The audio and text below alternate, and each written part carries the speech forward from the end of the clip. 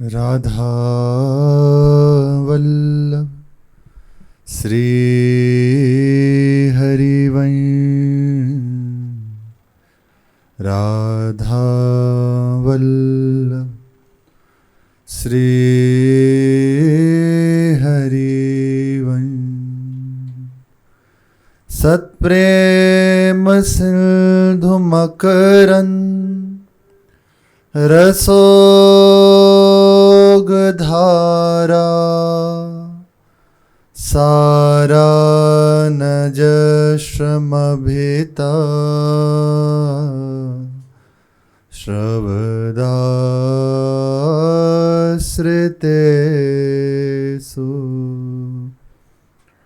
श्री राधिके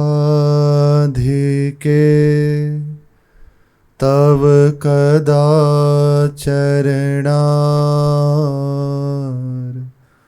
विंदम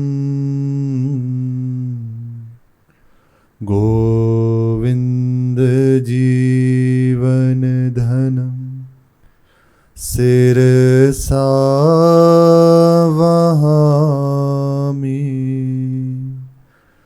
गोविंद जीवन धनो शिरसा वहामि। वृंदावन वृंदा कहत दुरित वृंद दुरी जाय। नेह बेली रस भजन की तब उपजे मनमा। वृंदावन वृंदा विपिन वृंदा कानन छिन छिन रसना रट्यो करी। वृंदावन सुख देन गावत लाडली लाल गुण। गावत वृंदा विपिन गुण नवल लाडली लाल। सुखद लता फल फूल द्रुम अद्भुत परम रसाल। श्री महाप्रभु हरिवंश चंद्रजू महाराज की जय। 84 कोस ब्रजमंडल धाम की जय। श्री वृंदावन धाम की जय। वृंदावन कोई जब मुख से उच्चारण करने के लिए अग्रसर होता है तो पूरा वृंदावन नहीं, वृंदा वृंदा कहत जो ही उसके मुख से निकला वृंदा, अभी संपूर्ण नहीं निकला, तो समस्त अनंत जन्मों के जो अग हैं, पाप हैं, हृदय में छुपे हुए हैं, हमारे दुख परंपरा को बनाए हुए हैं, तत्काल नष्ट हो जाते हैं। दुरित वृंद दुरी जाए। और वृंदावन के नाम के प्रभाव से हृदय में श्री श्यामा श्याम की धाम की रति उत्पन्न हो जाती है। नेह बेली रस भजन की, उन्हें कैसे रिझाना है, ये चतुरता उपासक के हृदय में आ जाती है। वृंदावन श्री श्यामा श्याम अभिन्न है। राधा वृंदावने वने, श्री जी ही वृंदावन है, वृंदावन ही श्री जी है। अनंत महिमा है।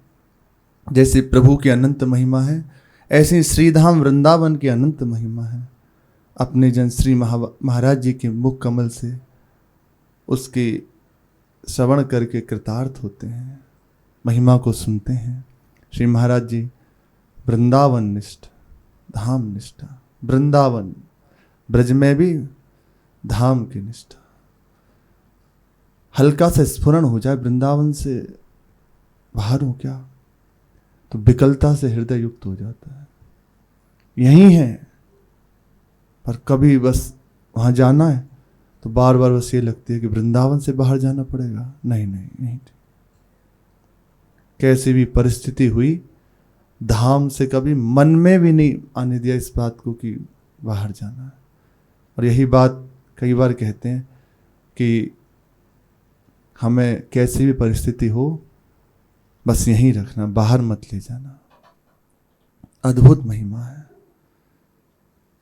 संपूर्ण अपनत्व जहां वृंदावन से हो गया तो संपूर्ण वृंदावन का अपनत्व आपसे हो जाएगा।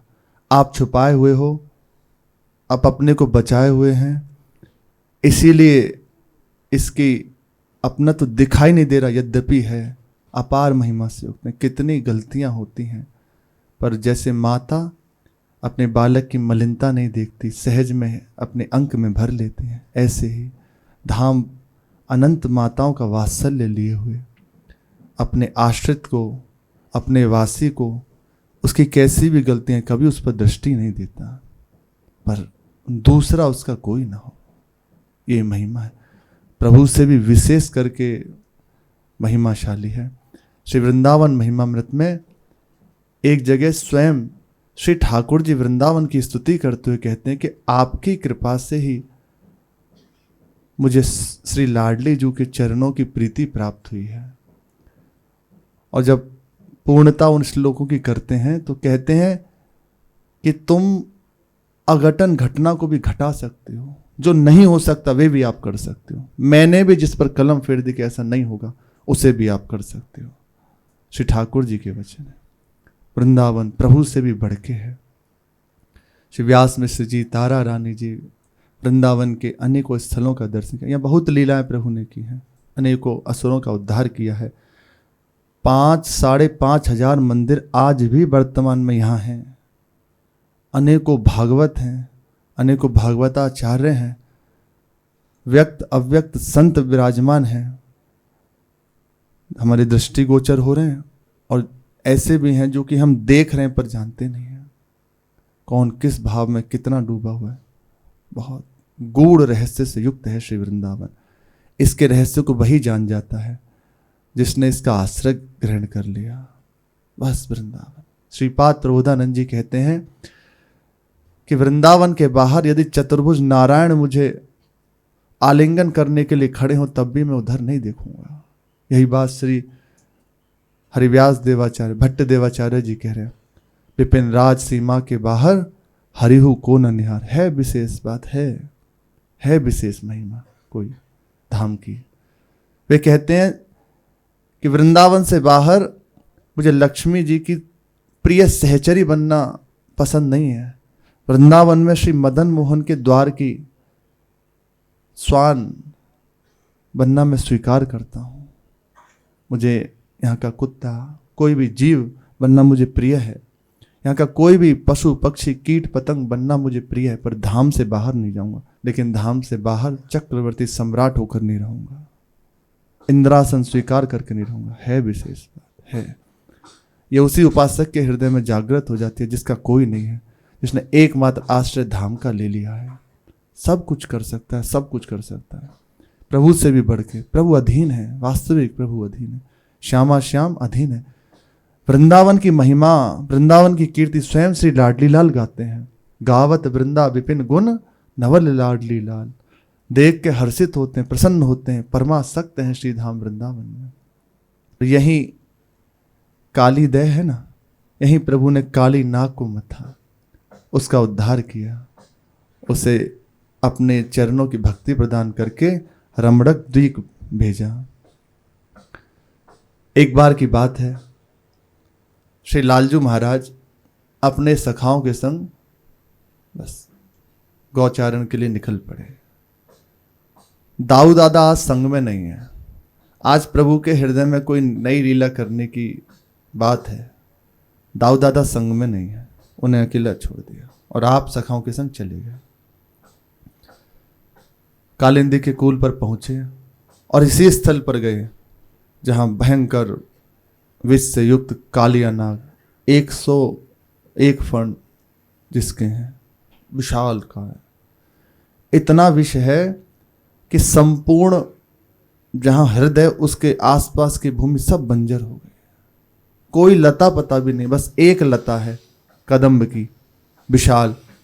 क्योंकि यहां इसलिए लता ठीक है कि गरुण जी जब स्वर्ग से युद्ध करके अमृत लाए ना, तो इसी लता के ऊपर थोड़ी देर बैठे थे, तो उस लता को कहिए उसकी गंध से अमृत की, या उसमें कुछ छलका, इस कारण से वे वहां हरी भरी प्रकट लीला में ना, ये तो सब चिदानंद में धाम है। उस लता पर कोई प्रभाव नहीं पड़ रहा, कोई सर भी नहीं है आसपास, आसपास कोई सर भी नहीं है जिसमें कोई जल पान आदि कर ले। सखाओं के संग लालजू गाय सब पहुंची वहां, इनको प्यास लगी। दोपहरी का समय है, सूर्य सीधा हो चुका है एकदम छत्र पे। जो ही यमुना जल का पान किया सब मृत हो गए, सब सखा गाय सब। प्रभु ने देखा कि तो सब मृत हो गए, सबके प्राण छूट गए। तत्काल अपनी अमृतमय दृष्टि से एक बार सबकी ओर देखा, जो ही देखा तत्काल सब गाय और ग्वाल वाल उठ के बैठ गए और स्मरण करने लगे, ये तो हमारे सखा की कृपा से हुआ है, हमारे कन्हैया की ओर से, हम तो प्राण विहीन हो गए थे, ये तो लालजू की कृपा से हुआ है। तत्काल कान्हा कान्हा कहते हुए उनके हृदय से लगे। अब लालजू ने विचार किया कि आज इस विषाक्त जल को निर्विष कर दूंगा। प्रभु जब ठान लें तो क्या नहीं हो सकता, विचार कर लिया। ऐसे गुरुजन जब ठान लेना कि इस उपासक को अब निर्विष करके परम पद का अधिकारी बना देंगे, परम पद पे आरूढ़ कर लेंगे, ये गुरु के संकल्प से ही होता है, इसमें साधक का कोई बल नहीं होता। गुरु जब करुणा भरी दृष्टि से देख के अंदर से कह देते हैं कि अब इसे परम पद का अधिकारी बना दो, चाहे जो करना पड़े। उसमें कई बार हो सकता है विचार हो कि फिर ऐसी परिस्थिति के विमुख हो गया, नहीं नहीं, वे वो एक लीला है उनके उस खेल की, तो मैं जहां पहुंचाना है ना, देखा जाता है ना कि महाराज जी ने तो ऐसा कहा था, फिर उसका जीवन विपरीत क्यों हो गया, नहीं नहीं, वे उसके अहंकार को नष्ट करने का उसके जीवन में एक मोड़ है। जो ही अहंकार नष्ट किया बस फिर वापस आ जाए, दौड़ पड़ेगा भगवत मार्ग में प्रभु की ओर। ये गुरु का ही एक विधान है उसे परम पद पे आरूढ़ करने का। वे भगवत शरण में जैसे भी हो जाए, कैसे भी प्रभु की शरण में आ जाए, अब उसका नाश तो हो ही नहीं सकता, चाहे जो हो जाए, चाहे जो हो जाए, कितना भी वे पतित हो जाए, नाश तो नहीं हो सकता। तो ये उसके जीवन में एक पड़ाव है उसकी परम पद तक पहुंचने का। तो कैसी भी जीवन में परिस्थिति आए तो बस यही विचार करना चाहिए, ये स्थिति मुझे उस दिव्य वस्तु की प्राप्ति कराने के लिए है। मेरे मन जो विपरीत है, मेरे जीवन की चर्या जो विपरीत है, ये प्रभु की दृष्टि में है, निश्चित प्रभु सब ठीक कर देंगे, भरोसा न तोड़े। आज प्रातःकाल महाराज जी एक ही बात पर जोर प्राय दे रहे थे कि श्री जी से दूर मत होना, परिस्थिति आएगी वो आपको ठीक करने के लिए है, उनसे दूर मत होना। जहां दूर नहीं हो बस आपको कोई रोक नहीं सकता। श्री ठाकुर जी ने विचार कर लिया कि अब इस जल को, यमुना जल को निर्विष कर दूंगा। सोचा क्या करना चाहिए, तत्काल हुआ कि बस खेल प्रारंभ करते हैं। सखाओं को बुलाया और भरी दोपहरी में ही चलो खेलते हैं, गेंद का खेल खेलते हैं, इसके बहाने से यमुना जी में कूदेंगे। हो गई लीला शुरू। मंडलाकार सखा, और ऐसे था कि जैसे गेंद फेंकनी है वो पकड़े। अब सखा सखा है, सब आसानी से तो सीधा तो खेलेंगे नहीं। लालजू की बारी आई गेंद फेंकने की, हाथ में गेंद ली तो श्रीदामा जी सामने थे और पीछे यमुना जी का कूल। जो ही ली खींच कर मारी श्री ठाकुर जी ने। और श्रीदामा सोचा कि अगर ये गेंद पड़ी तो हमारा तो काम हो जाएगा। उसने अपने आप को बचाते हुए तत्काल ऐसे आड़ ली तो गेंद सीधी कालिंदी जी के कूल में गई, उसी विषाक्त जल में। तत्काल हो गया कि गेंद यमुना जल में गई। कन्हैया लाके दो, कहीं से दो, हमें नहीं। श्रीदामा जी आए और आके ऐसे फेंट पकड़ ली कि हमें और सखा मत जानो, हमारी गेंद है, तुम तत्काल दो। तो लालजू ने कही गेंद का मेरी फेंट में बंदी है, जो तो लाके दे दो। थोड़ा रुक, अभी कर रहे हैं कछु व्यवस्था। सूरदास जी कह रहे हैं, श्याम सखा की गेंद चलाई, श्रीदामा मुरी अंग बचायो, गेंद पर्यो काली दह जाई। धाई गयो तब फेंट श्याम की, देहु न मेरी गेंद मगाई। और सखा जिन जानो मुको, मोसो जिन तुम करो ढिठाई। मुझे और सखा मत जानो लाला, मेरे से ढिठाई नहीं चलेगी, मेरी गेंद लाके दो कहीं से। लालजू ने कही ठीक है, रुको, अभी कर रहे हैं। जानी बूझ तुम गेंद गिरायो, अब दीने ही बने कन्हाई। सूर सखा सब हसत परस्पर, भली करी हरि गेंद गिराई। सब सखा परस्पर हंस रहे हैं और कह रहे हैं गेंद तो अब आपको देनी पड़ेगी, ये तुम्हारी ठकुराई नहीं चलेगी। तुम ये मत सोचो कि हम राजा हैं यहाँ के, सखा हो तो बस देनी पड़ेगी गेंद। लालजू हंस गए और उनका हंसना किसी नई लीला की सृष्टि करना है। क्या ठीक है, ठीक है, फेंट तो छोड़, फेंट में थोड़ी गेंद पड़ी है मेरे, अभी ला के दे रहे हैं तो। और तत्काल इतना बस कहते हुए उसी कदम की सर्वोच्च ढाल पर चढ़ गए। वहां से आवाज लगाई, हे श्रीदामा वहीं रुक, अभी ला रहा हूं तेरी गेंद। सखा सब एकदम चिल्लाए। उस समय थोड़ी हंसी विनोद कर रहे थे, फिर कहा नहीं नहीं, अरे कान्हैया वापस आ जा, हमें गेंद नहीं चाहिए, आजा आजा। पर ठाकुर जी सुने ही नहीं। वो ऊपर से इतना कहते कहते बोले मैं ला रहा हूं तेरी गेंद, और छलांग लगा दी काली रिद्ध में। 400 हाथ जल ऐसे उछला ऊपर, ऐसा लगा मानो कि यमुना जी आलिंगन करने के लिए अपने हाथ फैला रही हूं लालजू को। लालजू हृदय में अंदर, अब तो हाहाकार मच गया सखाओं में। कुछ तो मूर्छित हो गए तुरंत कि ये विष है, यहां घास भी नहीं उगती इस विषाक्त जल के कारण। इसकी गंध से ऊपर उड़ते हुए पक्षी भी निर्जीव हो जाते हैं, निष्प्राण हो जाते हैं। कूद गए। अब कुछ सखा बस कन्हैया गोपाल माधव बस इतना कहते हुए, एक दो सखा जो चेत थे अपने आप को संभाला और सीधे नंद भवन की ओर भागे। बोलने की सामर्थ्य नहीं है, श्वास गति बढ़ी हुई और आंखों से अश्रु बह रहे हैं और हृदय कांप रहा है। नंद भवन में जाके कहा कि कन्हैया, बस इतना ही निकला, काली दह यमुना, बस। श्री यशोदा मैया का तो हृदय धक हो गया। इधर ये लीला हो रही थी और इधर पीछे उन्हें अपशगुन अनुभव हो रहे थे। बार बार श्री यशोदा जी को अपशगुन प्रतीत होने लगे। वे रसोई में गईं तो एक तुंग ताई थी, उन्होंने छींक दिया। बार बार आंखों से आंसू बह रहे। जान गई कुछ तो बात है, आज लाला अकेले गए हैं, जरूर कोई बात है। दाऊजी भी नहीं गए, निश्चित कुछ ना कुछ आज घटना ना हो जाए। फिर वहां से अंदर आंगन में गई तो देखा छीके में से खुद ब खुद दही गिर गया, छीका फूट गया।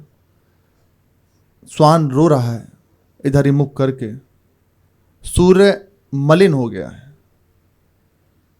हाय हाय करी सखिन पुकार्यो, केंद काज यह करी श्री दामा, नंद मेहर को ढोटा मार्यो। इस श्री दामा के कारण हमारे नंद लाला काली हृदय में कूद गए। सब सखा कह रहे हैं, दौड़ते हुए मैया के पास आई, बताई।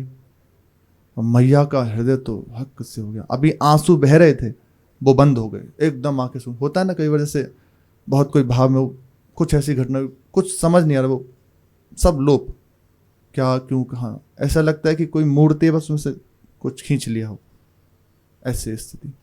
नंद बाबा ने सुनी, दाऊ जी ने सुनी, तत्काल सब दौड़े। लालजू के कदम श्री चरण पधराए ना जा, वो देखते हुए जा रहे हैं और हृदय भारी विकलता से युक्त।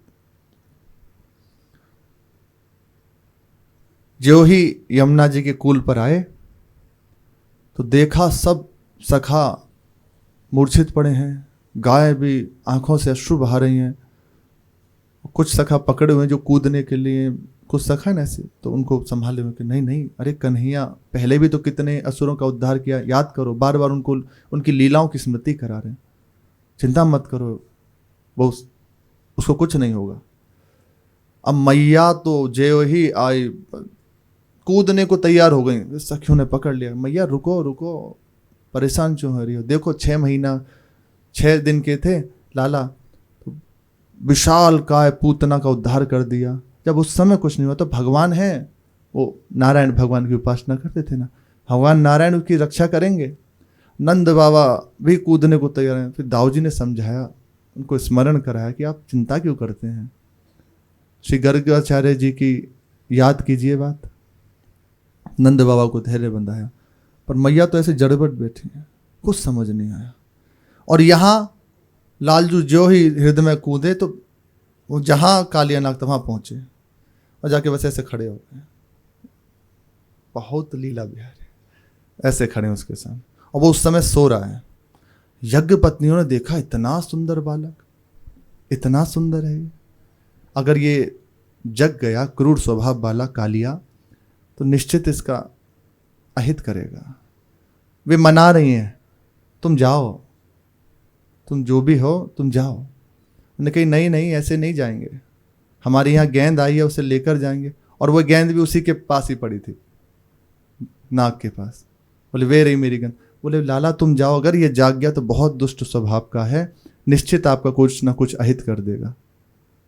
पर लाला कहाँ मानने वाले, आए उसको सुंदर उसका मंगल करने के लिए हैं, आज उसे निर्भय पद प्रदान करने के लिए आए हैं, आए ही हैं। देखा ये ऐसे नहीं जगेगा, बार बार कभी इधर जाते हैं उधर जाते हैं, वो जगह नहीं। फिर एक लात मारी उसकी पूंछ बहुत विनोदी है। और वो एक भड़बड़ा कर जगा, फनों से विष निकलता हुआ जो ही जगह और सामने देखा, क्रोध से लाल 101 फण हैं। कभी इधर से उनको डसना चाहता है, कभी बांधना चाहता है, कभी कुछ ऐसे आगे पीछे। यज्ञ पत्नी जो नाग पत्नियां बार बार घबरा रही हैं कि अब तो निश्चित ये बालक का मृत्यु हो जाएगी, इतना सुंदर बालक है। बहुत देर तक प्रभु खेलते रहे। जब इधर देखा कि हमारे आश्रित ब्रजवासी जन सब व्याकुल हो रहे हैं, तो प्रभु का हृदय करुणा से भर गया कि अब ज्यादा नहीं खेले, नहीं तो वे सब निष्प्राण हो जाएंगे।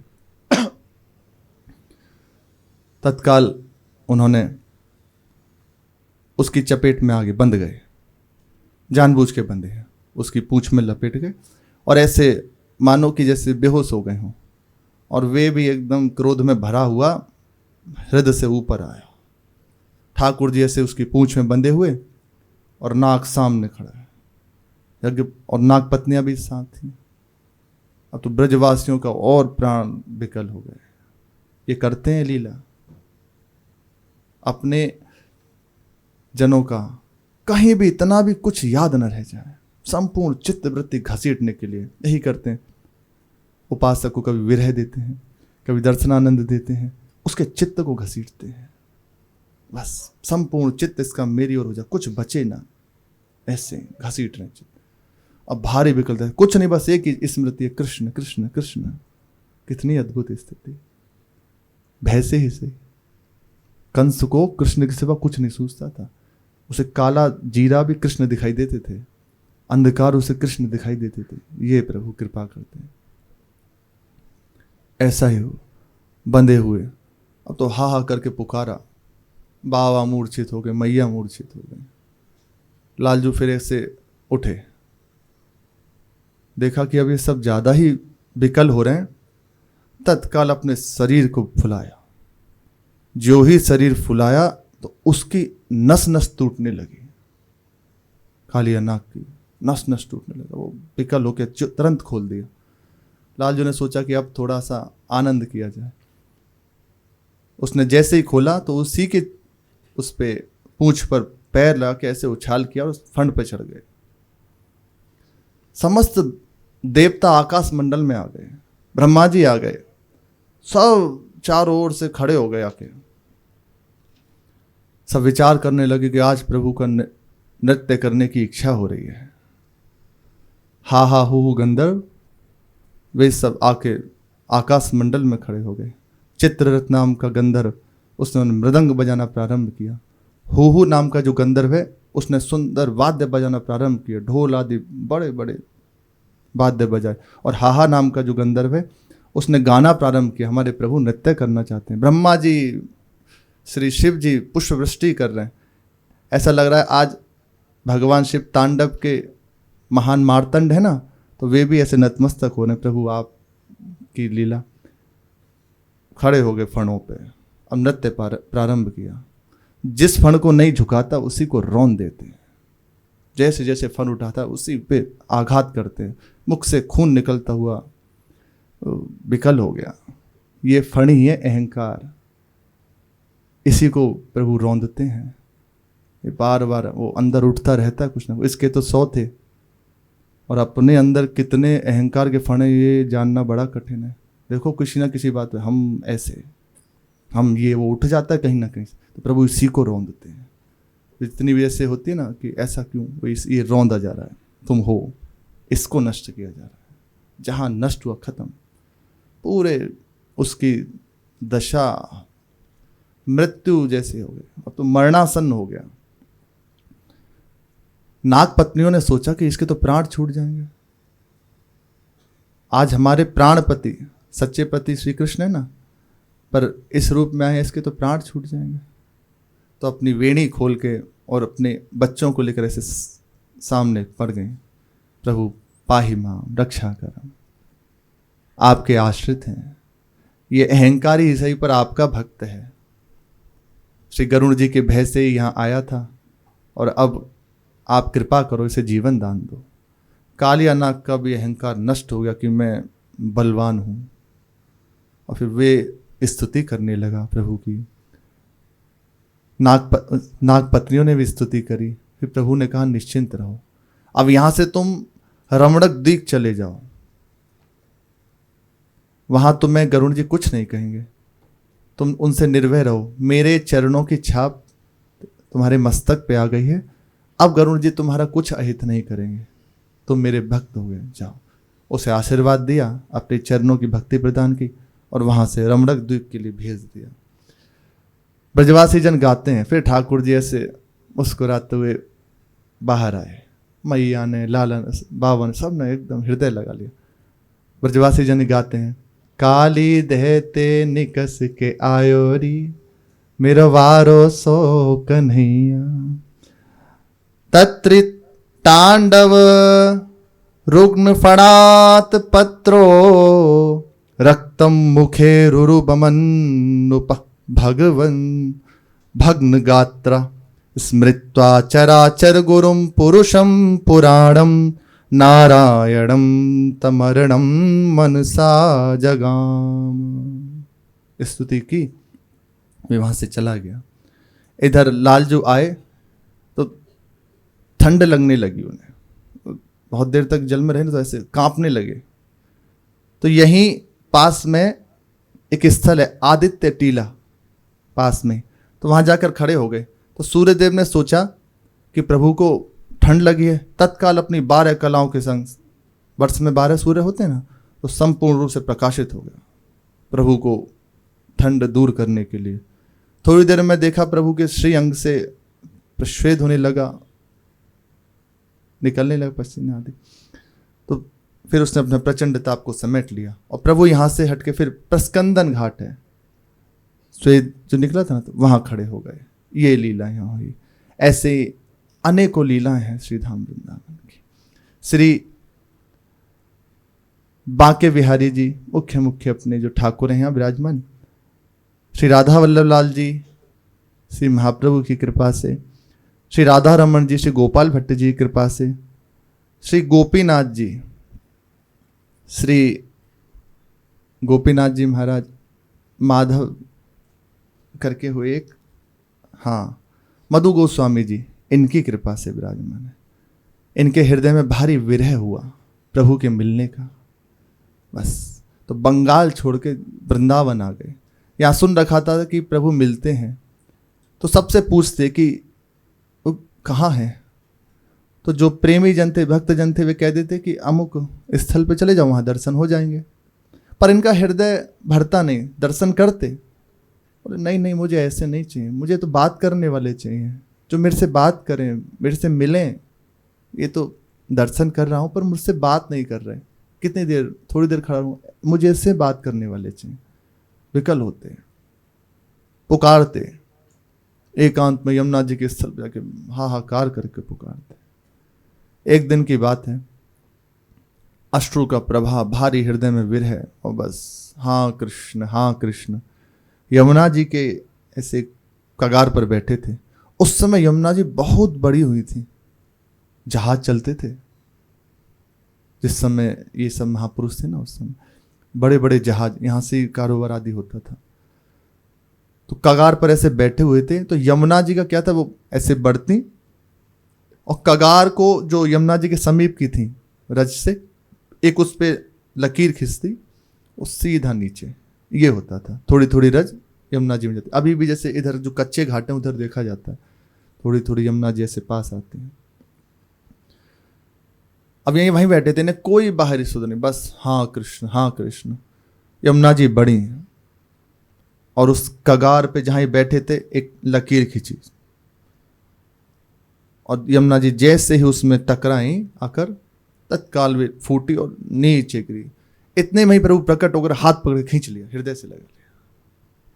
तब से कहा, मांगो क्या चाहिए। प्रभु बस यही है कि ये रूप मेरे नेत्रों के सामने हर समय बना रहे, आप मेरे नेत्रों से उझल मत होइए, यहीं अपना मुझे सदा सर्वदा के लिए मिल जाओ। तो प्रभु साक्षात श्री ठाकुर जी ही गोपीनाथ जी के रूप में प्रकट हो गए। वही तो अभी यहाँ राधा रमण जी के पीछे स्थल है, यहाँ विराजमान है श्री राधा रमण जी, गोपीनाथ जी, मदन मोहन जी, श्री गोविंद देव जी, श्री राधा दामोदर जी, ये ठाकुर विराजमान। यहाँ एक एक कण दिव्य है, एक एक, जितनी महिमा कहिए उतनी थोड़ी है, जितनी आप महिमा सुने कहें, जितना प्रभु कहा है। श्री भोरी सखी कहते हैं, प्रिया जो ऐसे वृंदावन का मुझे वास दे दो, जिन्हें मिल गया है तो अति सौभाग्य है, बड़ा सौभाग्य। और जो चाह से युक्त हैं, भोरी सखी कह रही हैं, कब बसी हो ब्रज बीथिन माही, जहां नित डोलत युगल लाडिले, दिए बिमल गलवाई। युगल सरकार गलवैया दुए यहाँ बेहरण करते हैं। कोटि मनोज अंग छवि हिलमिल, चौगुन होत सदाई।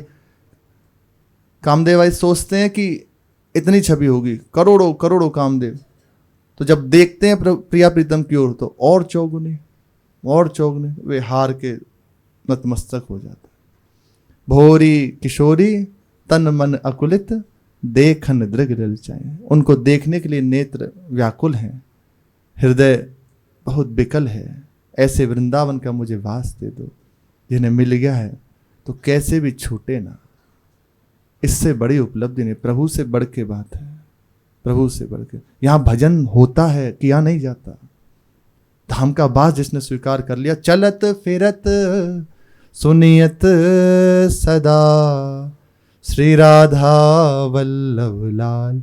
ऐसे वृंदा विपिन में बसत रहो सबका, सदैव यहाँ बसते रहो। यहाँ भजन नहीं करना, यहाँ नाम सुनने को मिलता है। राधा वल्लभ बांके बिहारी, आप जाओ कहीं भी, राधे राधे कहाँ जाना है? आपकी पहचान राधे राधे से, आप निकल के जाओ राधे राधे बाबा, तो यहाँ सुनने को मिल रहा है, मत करो, जबरदस्ती सुनने को मिल, यहाँ के दर्शन कर रहे हो रहा है, दिव्य अति दिव्य धाम है।